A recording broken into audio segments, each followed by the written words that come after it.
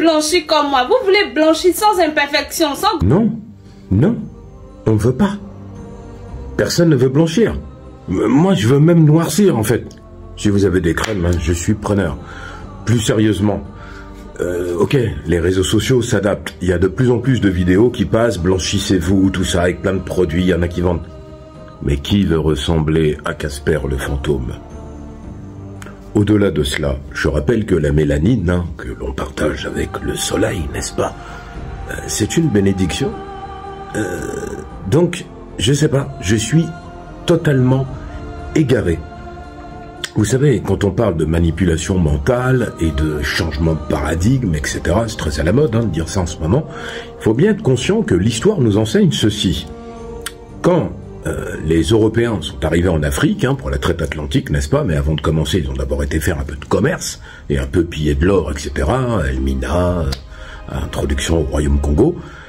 Au-delà du fait d'amener des doctrines religieuses et de vouloir sortir l'Africain de ses traditions millénaires, et je rappelle que les Dogons avaient déjà cartographié une partie de la galaxie, etc.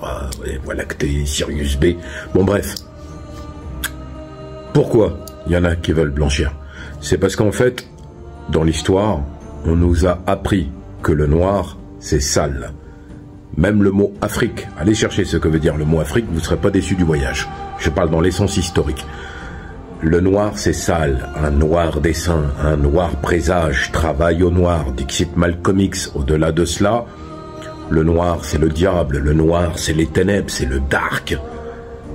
Bon, tout ça pour dire qu'en fait, aujourd'hui, les plus grandes stars dans le sport sont des noirs, dans la chanson, c'est quasiment pareil. Au cinéma, on a des grandes stars aussi, mais c'est pas le problème. C'est qu'on nous garde, en fait, quelque part, dans un coin de la tête, le fait que le noir, ben non, il faut être blanc. Je rappelle qu'ils utilisaient, au Moyen-Âge et après, hein, bien entendu, de la poudre de césure. J'en fais la description dans mes livres sur la Guadeloupe, hein, Le cri de l'innocence, Solitude d'enfance et Solitude révolte.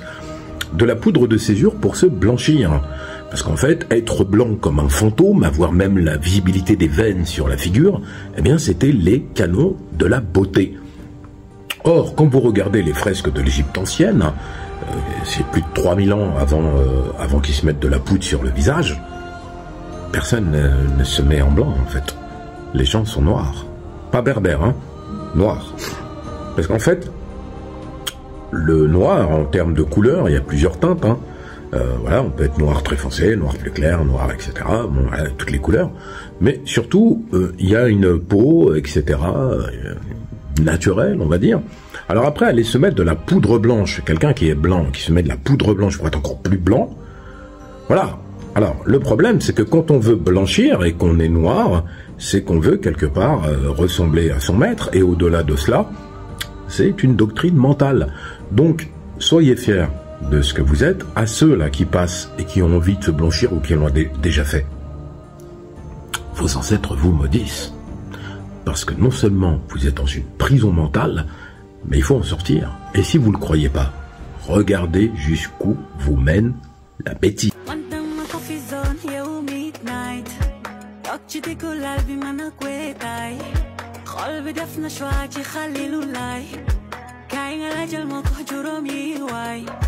Est-ce que am na courage tagal